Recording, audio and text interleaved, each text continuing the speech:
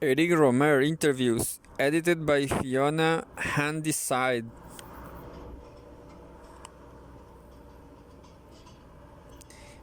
Eric Rohmer, an interview. Graham Petrie, 1971. From film Quarterly 24 number 4 summer 1971. Reprinted by permission of University Press of California. Graham Petrie, where and when were you born?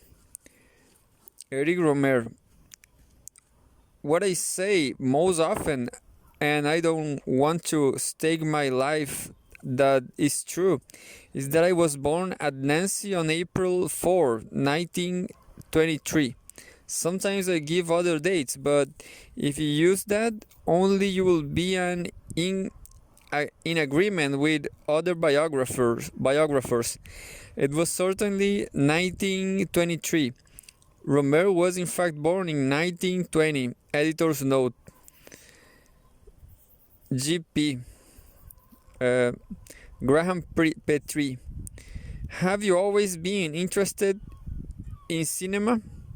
Eric Rohmer. No, I couldn't say that.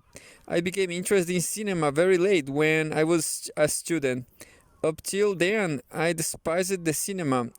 I didn't like it. I just liked reading, painting, then music a little later. I didn't take any part in theater. I didn't go to it very much.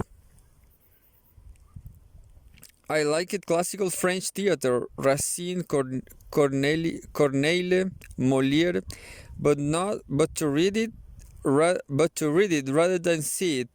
I discovered the cinema at the Cinematheque. I came to like cinema because I liked silent films, but I didn't discover film through just going to the movies. Graham Petrie.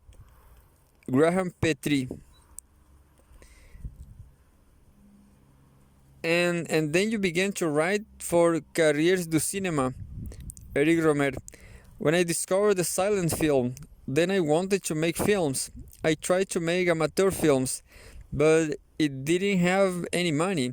I didn't have any equipment. I didn't have anything at all. And so I had difficulties.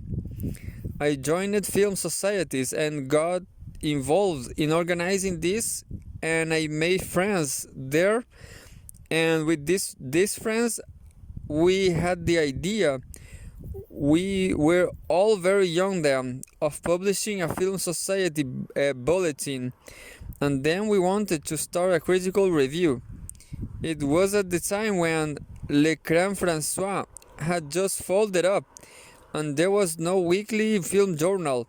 So we tried to found a very small film journal for we hadn't much money. And this published 5 issues, one a month. It was called the Gazette du Cinéma, and was in the same format as Combat was at the time.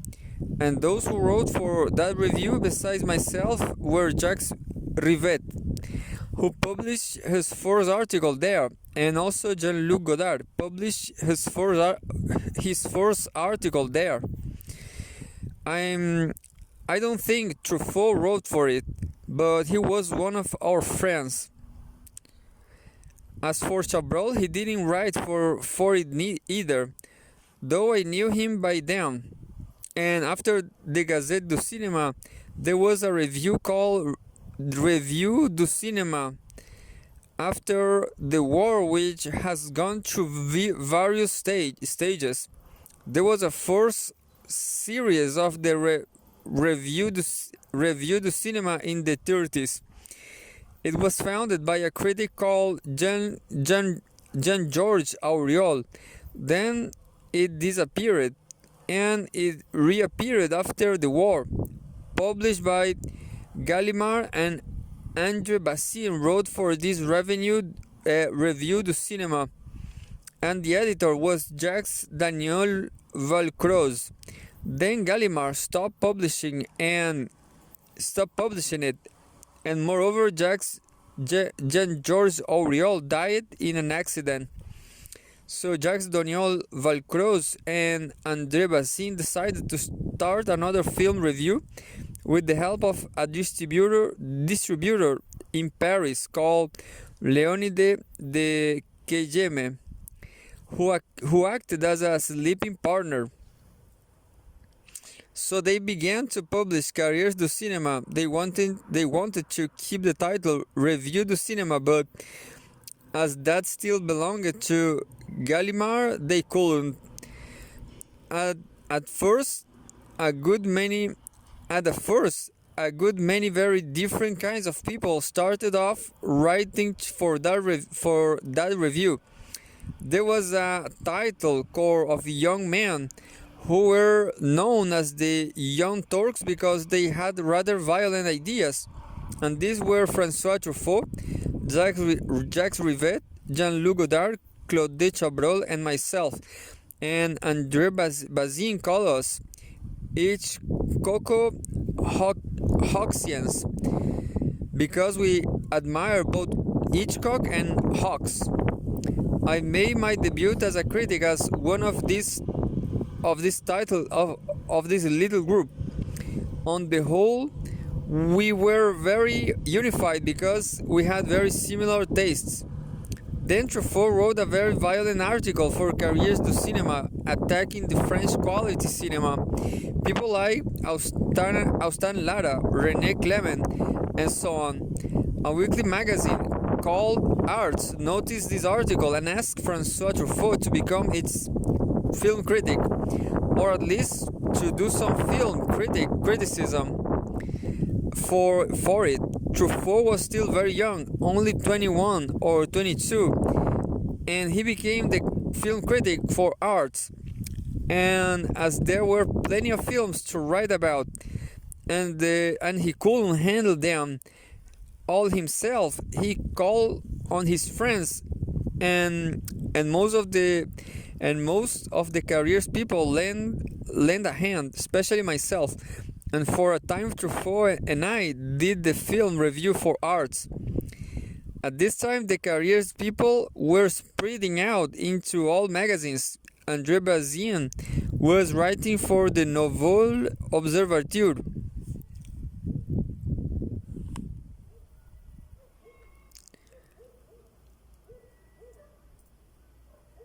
Graham Petrie.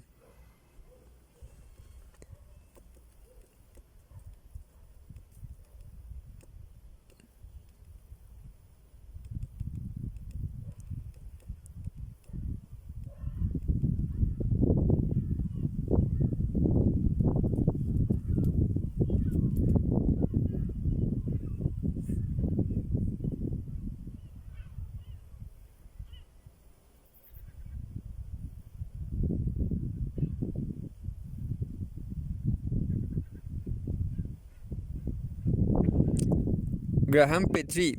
During this time, did you still want to make films yourself? Eric Rohmer. I hadn't given up the idea. We all tried now and then, but it was very difficult. We all made some amateur films using whatever means we had. But in general, these films weren't very successful because we didn't have anything, not even a camera. When we asked people to lend us their cameras, they wanted to do the camera work themselves, and sometimes the photography was pretty bad as a result. We had problems.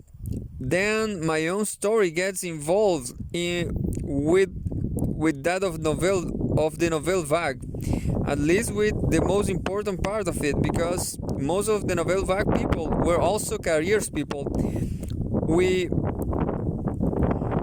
We didn't call ourselves that. It was the press who decided that one year there was a Nouvelle Vague. It was Chabrol who got us started.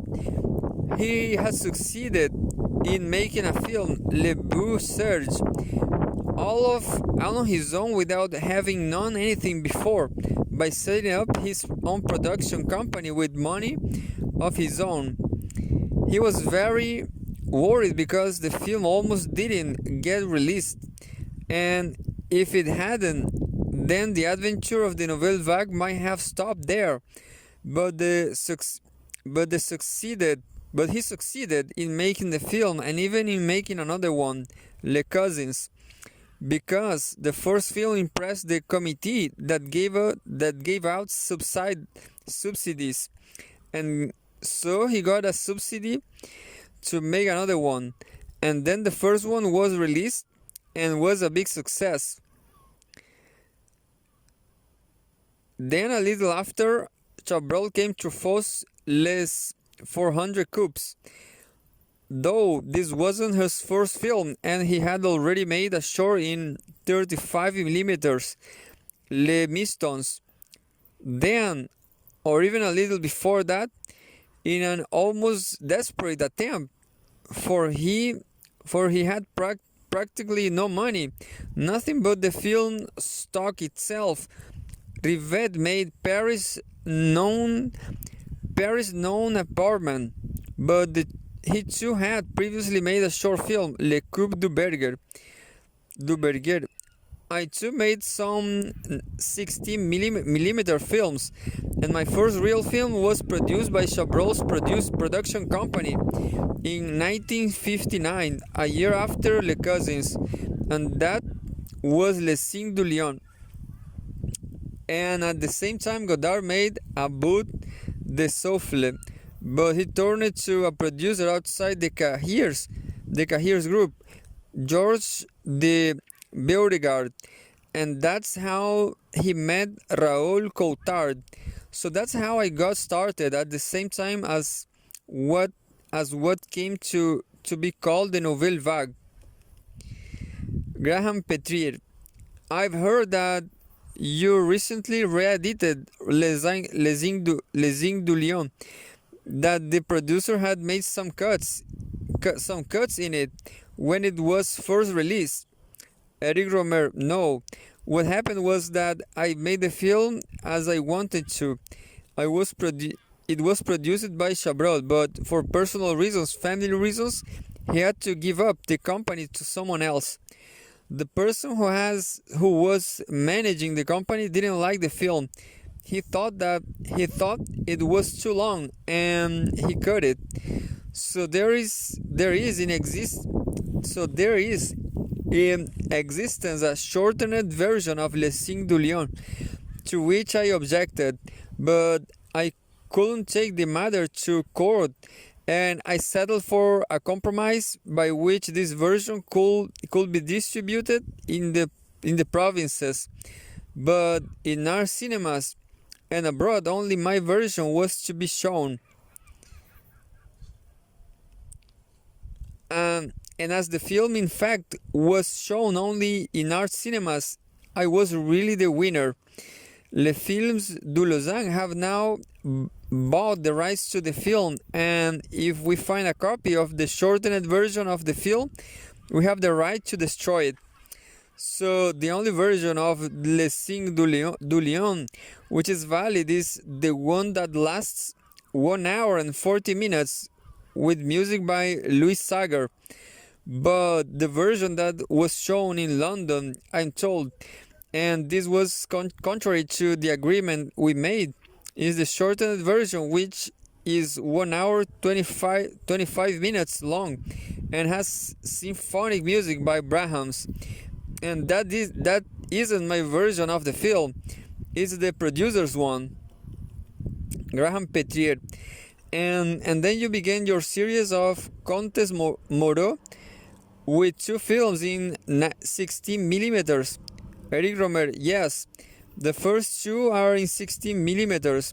This was because the Nouvelle Vague had established itself. Those whose films had done well were setting out on a successful career, but those whose films hadn't done so well, like myself with Les Cinq du Lion, were having problems with continuing. So I decided to go on filming no matter what, and instead of looking for a subject that might be attractive for the public, to the public or a producer, I decided that I will find a subject that I like it, and that a producer will refuse. Will refuse. So there you have someone doing exactly what he wants to. And as you can do this on 35 millimeters, I made the films on 16 millimeters. That way it didn't cost very much, just the price of the film stock. I found people willing to work for me out of friendship, either as technicians or actors. The first was very short film, only 25 minutes long. The second a bit longer than that. And then I decided to make the third, which was La Collectionneuse.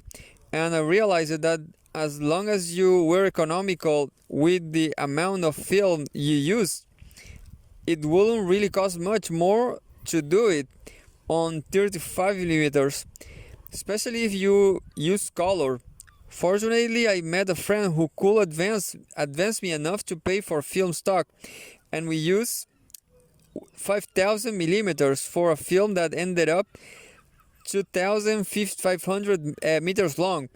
That means almost 2.2 to 1 ratio, and that is how I made La Collectionneuse with no money.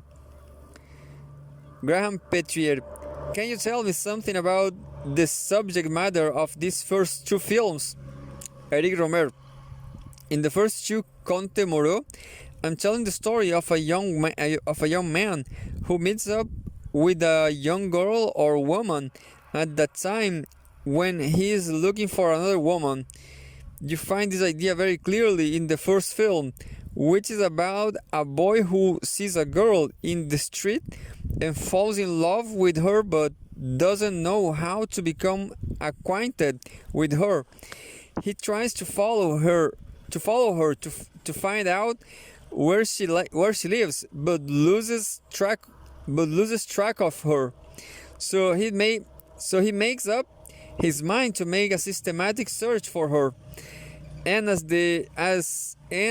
he usually eats in a restaurant frequented by students, he decides to go without dinner and use the time to look for her in the district roundabout.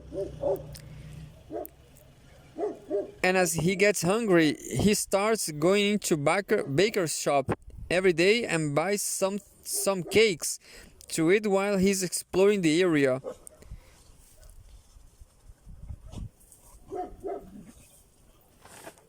He noticed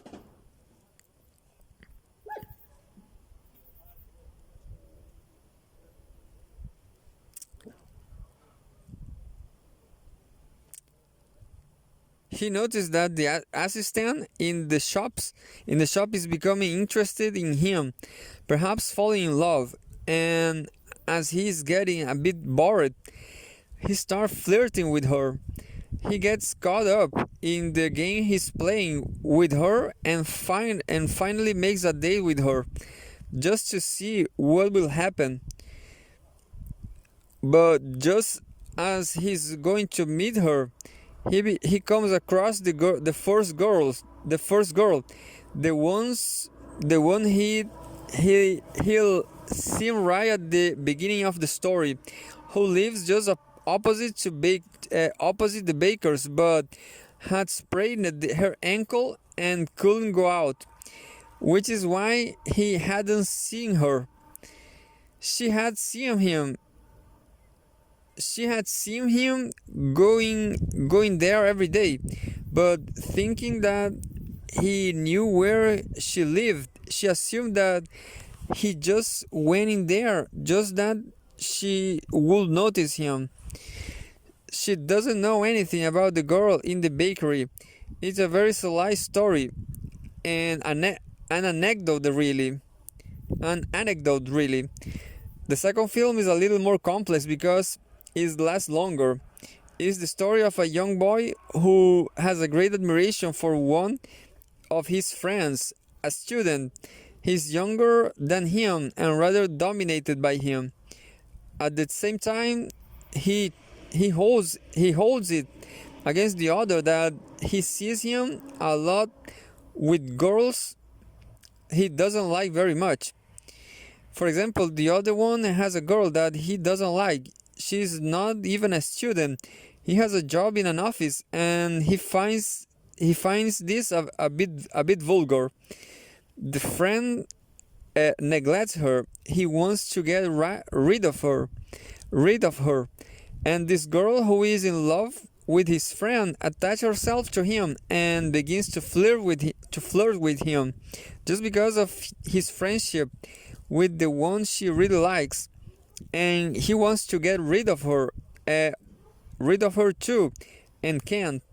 So it's the story of this boy who spends all his time with this girl who's trying to make advance to him, and at the same time, his friend amuses himself by jeering at the girl and making fun of her. He even takes all her money from her because she's ready to do anything to keep him. The boy is ashamed of all this, and at the same time, he daren't do anything to antagonize the friend he admires so much. So that's the situation. He is ashamed of going along with the game his friend is playing, but he doesn't dare to reapproach him frankly and say no. There's a second woman here too, an attractive young girl, and the young boy the film is about is a little bit in love with her, but she looks on him as just a youngster and isn't interested in him. There's really nothing but failure in the film. The boy spends all his time with a girl he doesn't like, and the one he will like the one he will like to go out with is inaccessible, and each time he sees her, he doesn't know what to say and is aware anyway that she will refuse him. The characters are all very young. The boy is 18 and his friend is 21. Graham Petrie, do you plan to release these films ever? No, because they were made on 16 millimeters. If I were ever to show them, it will have to be in a very small cinema, and I think the public will just find them too amateurish anyway. Graham Petrie, do you think this idea of the man who hesitates between two women is the connecting link between all the Conte Moro? Eric Rohmer, he doesn't really hesitate. It just happened that at the very moment that he's made his choice, made up his mind, another woman turns up. But there isn't really any hesitation. All that happens is that this confirms his choice. In La Collectioneuse, for example, he just spends a week with her and then leaves her. In Mod 2 is an adventure for him, but he doesn't hesitate between one girl and the other. If he had an affair with Maud, it will have lasted a week, and then it will have been over. In my latest film, the hero's choice is already made. He's going to get married, and if he has an adventure, it's nothing more than that. Graham Petrie, did you start this series with very precise ideas about the subject matter? Eric Rohmer, yes, I had the stories in my mind for a long time, and when I started the series, I knew that the theme of each conte would be, but I hadn't developed them. They were still very vague. Graham Petrie, you've made some in color and some in black and white. Eric Rohmer, 3 in black and white, 2 of them in 16 millimeters, and Mod in 35.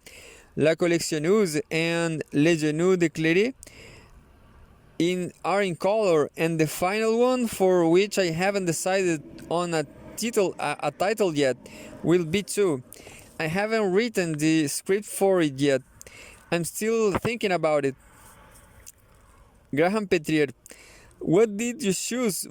What did you choose black and white for? Mod because it's sweet. Is suited in the nature of the subject matter. Color wouldn't have added anything positive to it. On the contrary, it will only have destroyed the atmosphere of the film and introduced distracting elements that had no useful purpose. It's a film that I saw in black and white. I couldn't see any color in it. There's nothing in it which brings colors to mind. And in fact, there weren't any colors in what I filmed. For example, I filmed a town in which the houses were gray. Certainly there were a few color boardings and road signs, but I avoided this. You don't see them because they weren't interesting. There is a stone church and there are no colors in that church. Then there is snow, no color there either. The people are really dressed in black or in gray. They are not wearing anything colored. The apartment too didn't have any color in it. It was decorated in gray already. I was concerned above all with exploiting the contrasts between black and white, between light and shadow. It's a film in color in a way, except that the colors are black and white. There is a sheet which is white.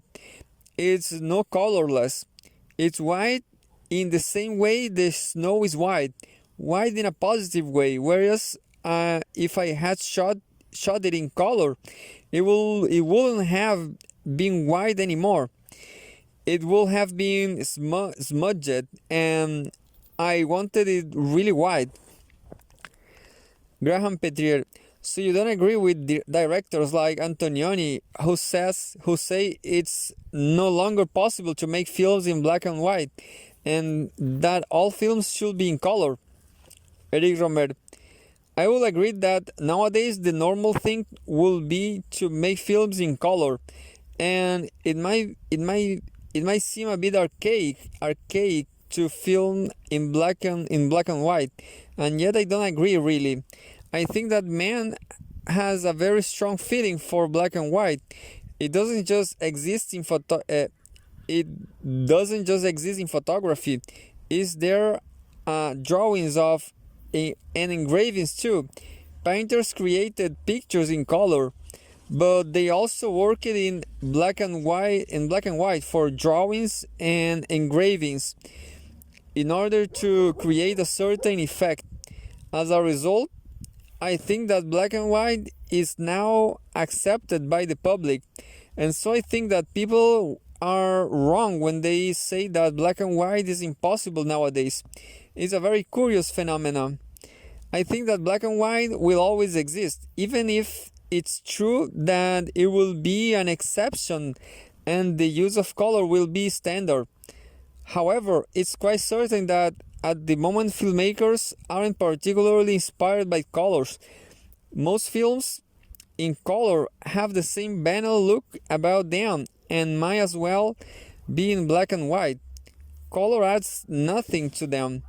For me, color has to contribute something to a film. If it doesn't do this, I prefer black and white, for despite everything, it gives a kind of basis, a unity, which is more useful to a film than color badly used. Graham Petrie, what would you say color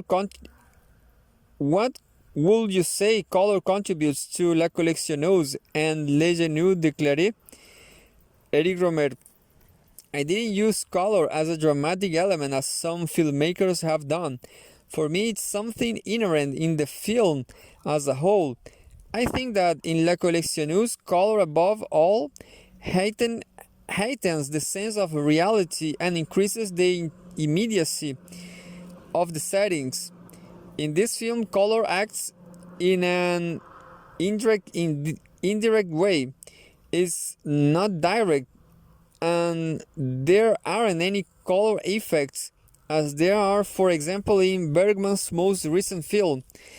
His second one, in color, where the color is very deliberately worked out, and he gets his effects mainly by the way he uses red.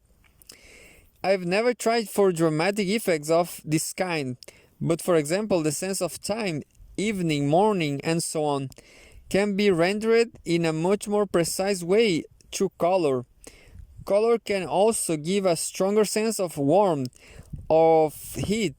For when the film is in black and white, you get less of a feeling of the different moments of the day, and there is less of what you might call a tactile impression about it. In Les Genoux de Clary, I think it works in the same way. The presence of the lake and the mountains is stronger in color than in black and white. It's a film I couldn't imagine in black and white. The color green seems to me essential in that film. I couldn't imagine it without the green in it. And the blue too, the cold color has as a whole. This film will have no value for me in black and white. It's a very difficult thing to explain. It's more a feeling I have that can be reasoned out logically.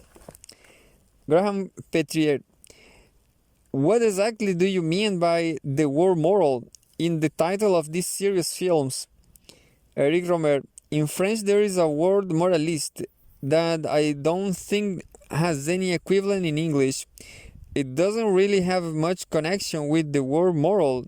A moralist is someone who is interested in the description of what goes on inside man. He's concerned with states of mind and feelings. For example, in the 18th century, Pascal was a moralist. And a moralist is a particularly French kind of writer like La Bruyère or La Rochefoucauld. And you could also call Stendhal a moralist because he describes what people feel and think. So Comte's moraux doesn't really mean that there's a moral contained in them, even though there might be one and all the characters in these films act according to certain moral ideas that are fairly clearly worked out. In Manu Chemont, these ideas are very precise. For all the characters in the other films they are rather more vague, and morality is a very personal matter, but they try to justify everything in their behavior, and that fits the word moral in its narrowest sense. But moral can also mean that they are people who like to bring their motives, the reasons for the actions, into the open. They try to analyze, and they are not people who act without thinking about what they are doing. What matters is that they think about their behavior rather than their behavior itself. They aren't films of action. They aren't films in which physical action takes place. They aren't films in which there is anything very dramatic. They are films in which a particular feelings is analyzed, and there even the characters themselves analyze their feelings and are very introspective. That's what Conte Morale means. Conte Morale means. Graham Petrie, in Maud and Les Genoux de Clary in particular, you show us some people around 35 to 40 years old, and also some who are very much younger.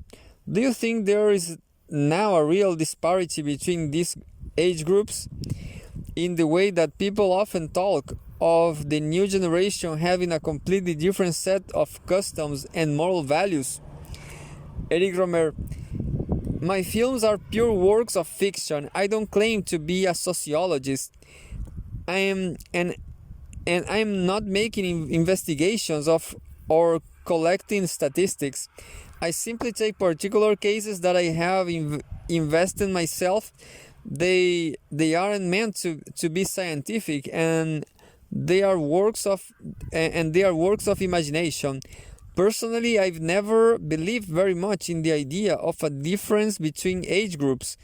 I don't think it's very strong, and it's certainly not an opposition between one group and another. And I don't think it's so very much stronger nowadays than it was before. And even if it is true, it doesn't interest me very much. It's not something I am concerned with. The fact that the young generation today in 1971 might as a whole have a certain kind of mentality doesn't interest me. What interests me is to show young people as they really are just now, but also as they might be if they were 50 years old or 100 years old, and the events of the film could have taken place in the ancient Greece, for things haven't changed all that much.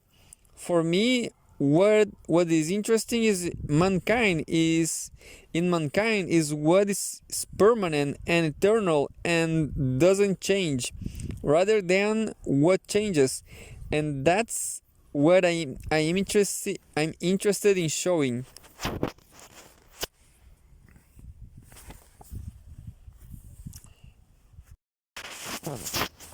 Graham Petrie.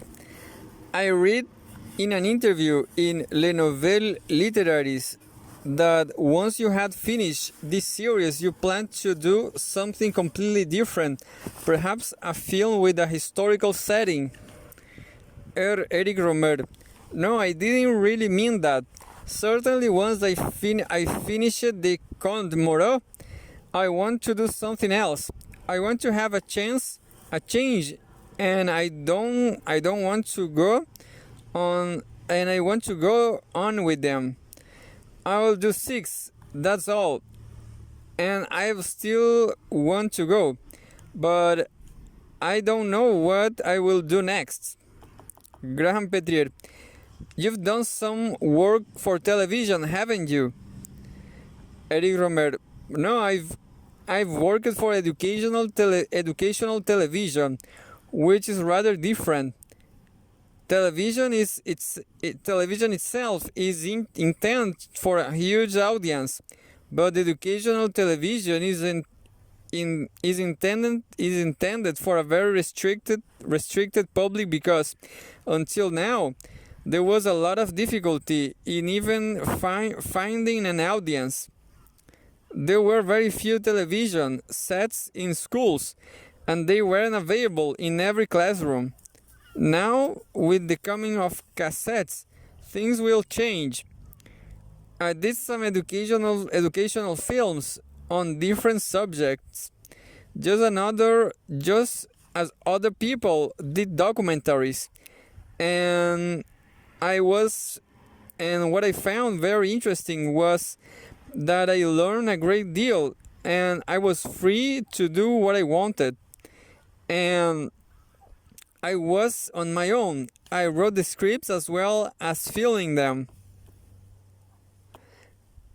It was very interesting experience. It was a very interesting experience. But I don't know if these films will interest a wider audience. Graham Petrier, what do you think about what is happening in films just now? Do you think a new kind of cinema is coming into being?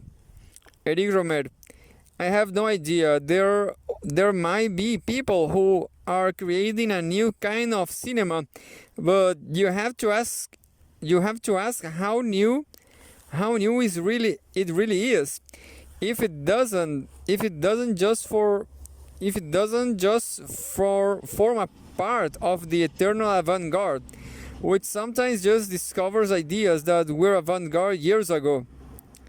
For me, what is really new is those ideas that never date, but what is certain is that a lot of new ideas find their ways into films that the public never gets to see. It seems to me that it would be desirable to be able to see everything that was being made by young people in the cinema, even if it wasn't completely successful. And in France, which is a country where you can see plenty of films, I think it's the country with the largest number of specialist cinemas in Europe. We haven't been given the chance to see what is really new, and there's no place to show truly experimental films except the Cinematheque. And so I can't pass judgment on this new cinema, though the films I make myself haven't any of the characteristics of what is called the avant-garde. And I feel that this traditional avant-garde isn't the route the cinema ought to follow.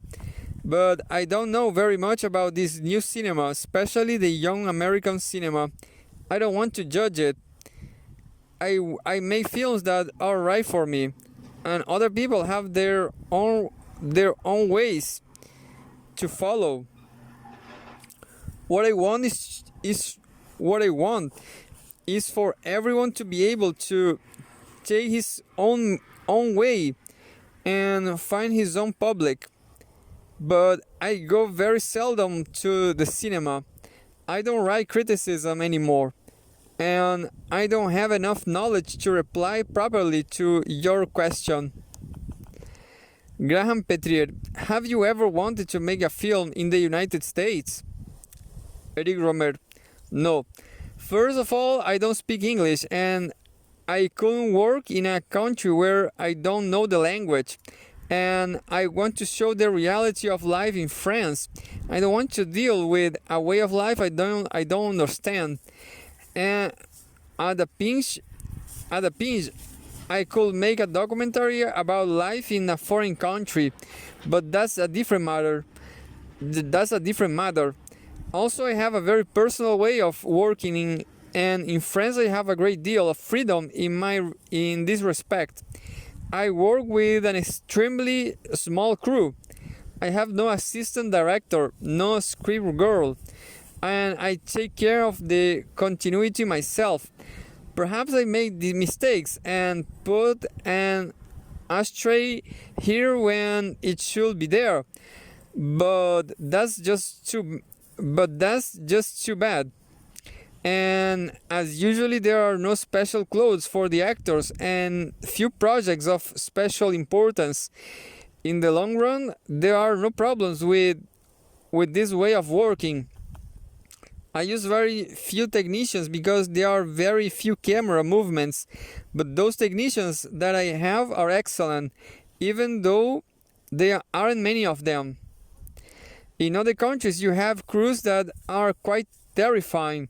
I use 5 or 6 people, and there you have 60. That frightens me, and that frightens me, and I will be quite incapable of working in that way. I don't like to be the big boss who dominates everyone else. I like to be close to everyone, and I don't see how I could work under these conditions in the United States. Certainly, that applies to traditional filmmaking underground.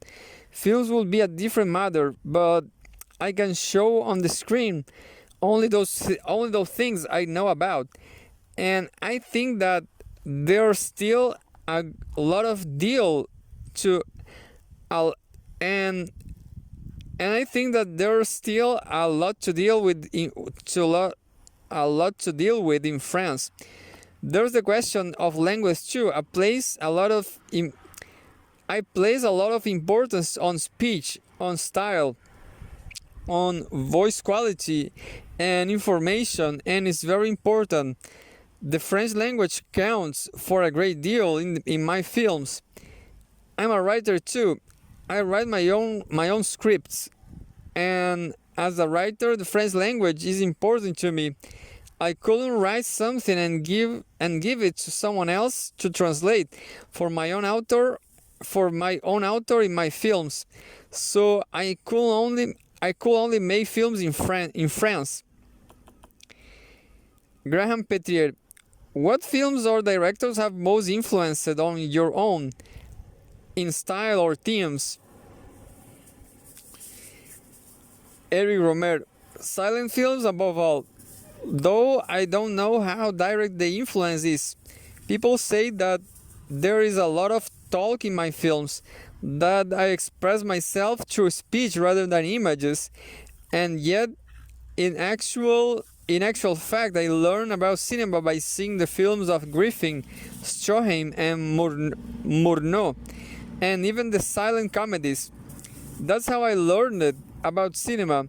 There are two directors after the silent period who I like very much, and these are Jean Renoir and Roberto Rossellini. They are the people who most influence me. As for the others, I admire Americans like Hitchcock, but I don't think I've been really influenced by them.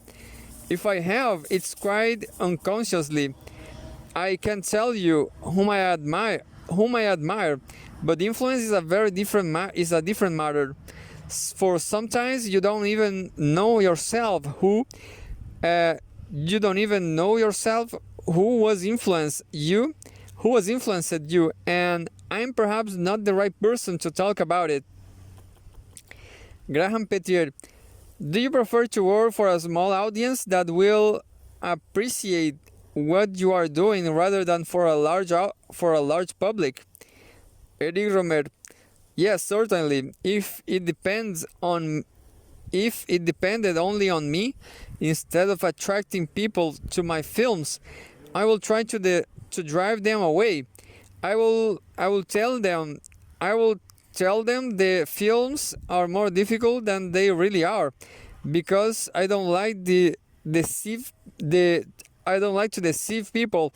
I like to show my films to people who can appreciate them. I'm not interested in the number of spectators. Having said that, it's true that a film is a commercial undertaking and ought to recover its costs. But as my films don't cost much, I don't think I need a very large audience, and I've always thought that they should be shown in theaters that aren't too big. The intimate characters of my films doesn't suit a theater or an audience too large for them. And I don't think they are suited to a mass reaction or a collective reaction.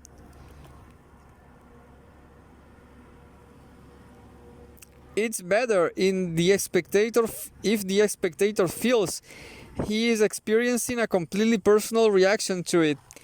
Each reaction should be unique, individual, and different. I think the film is enjoyed better if the spectators aren't sitting too near one another, if the theater isn't too full and they don't know each other. Then each has a different reaction. That's better than a theater when there's a uniform reaction. I don't like watching one of my films in public, and it distresses me if everyone laughs in the same space. As my films wasn't made with that in mind. I didn't write something just to make everyone laugh at the same time. It's all right if someone smiles, but it shouldn't happen at exactly the same place in the film. Perhaps this is because my films are more like reading than like watching a spectacle. They are made more to be read like a book than seen like something or on the stage. So it distresses me to see a collective reaction. Graham Petrie, would you agree that the endings of your films tend to be rather sad? Eric Rohmer, they are not what one is expecting to happen. They are to some extent against the person concerned. What happens is against the wishes of the character.